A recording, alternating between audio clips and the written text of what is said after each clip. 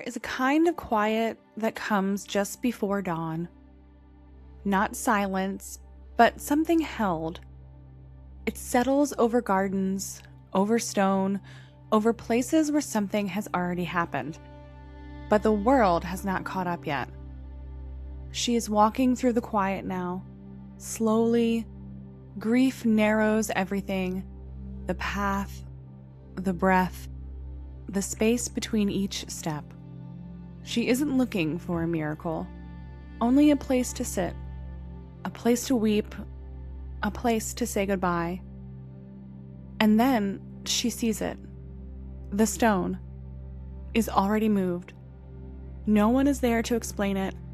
No voice, no crowd, no light breaking the sky. Just absence. Just an opening where something used to be. And something about the air feels different. He is standing there. She doesn't notice him at first.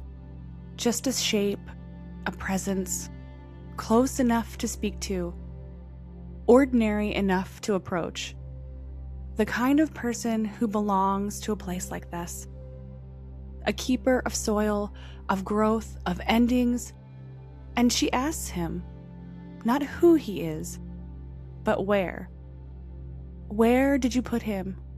Her voice is thin, worn down by grief. It's a small question, a human question. And he answers with something even smaller. Her name. Mary. Nothing changes in the air. Nothing shifts in the light. And yet, everything opens at once.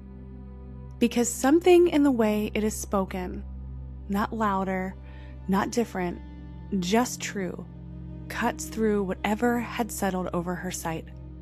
And she sees him. Not a gardener, not a stranger. Jesus. Alive. Standing where she thought only death remained.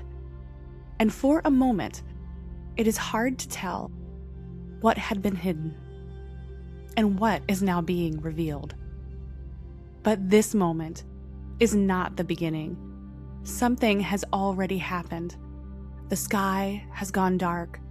Not slowly, not like the evening. It falls midday and the light pulls back as if something has passed over the world itself. And the ground is moving, a deep shifting, stone grinding against stone, weight pressing against weight, as if something beneath everything stable has recognized what is happening above.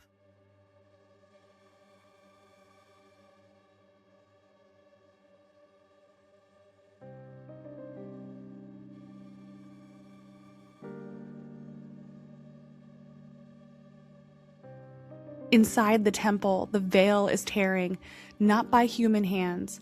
From the top to the bottom, it splits, as if something from the other side is opening it.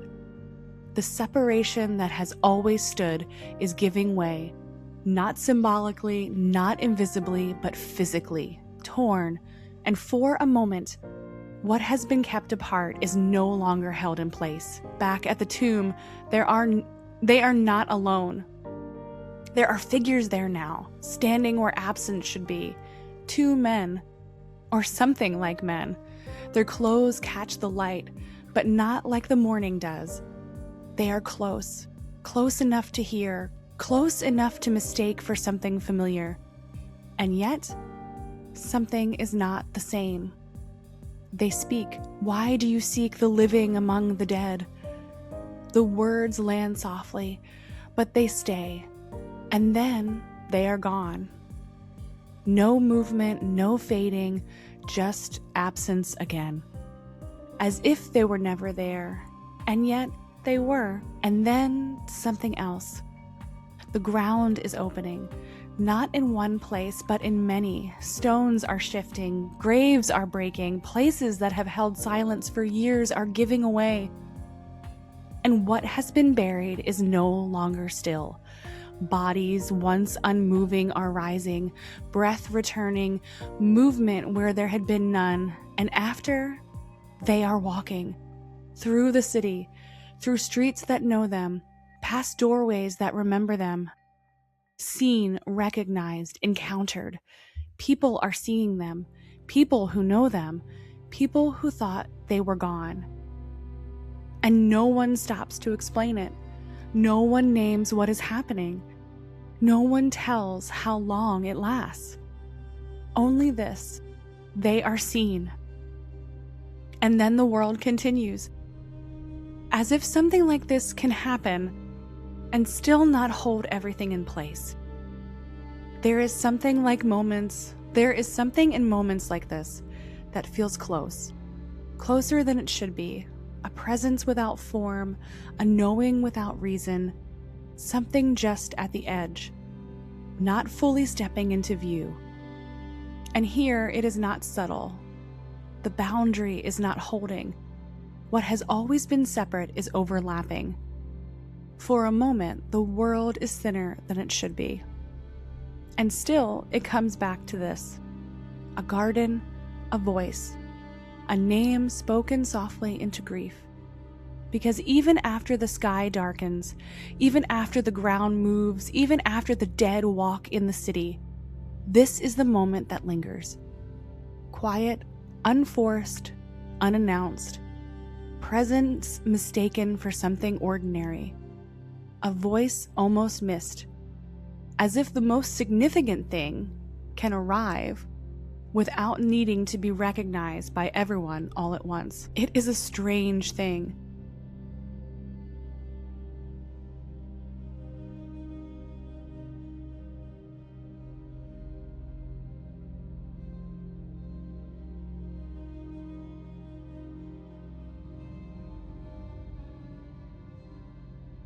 To stand inside a story like this, where the sky goes dark, the ground gives way, and the dead walk through the city, and call it good news. But something is breaking open. Something that has always been there is stepping into view. Sin, death, separation, what felt permanent is not holding, not quietly, not symbolically. It is breaking. And when Jesus steps out of the tomb, he is not just leaving it empty. He is changing what is possible. Death is still here, but something about it is different now. Its final word is gone.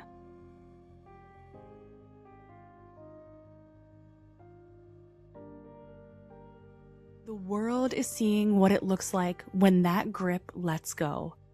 The earth is moving, the veil is torn, the tombs are open, and they are seen. Not imagined, not explained, not contained, seen. And then it becomes quiet again. A garden, a voice, a name. Because what he is doing is not only happening in the breaking, but in the nearness. In the way life meets a person, face to face. Close enough to miss if she doesn't look again. The stone is moved, not just so the tomb can be seen, but so something can step out, and something else can begin. And it is still close, not distant, not finished, but near, closer than it seems. And if something in this story feels closer than you expected, if it lingers a little, if it feels like more than just a story, then maybe this is the time to step a little closer too.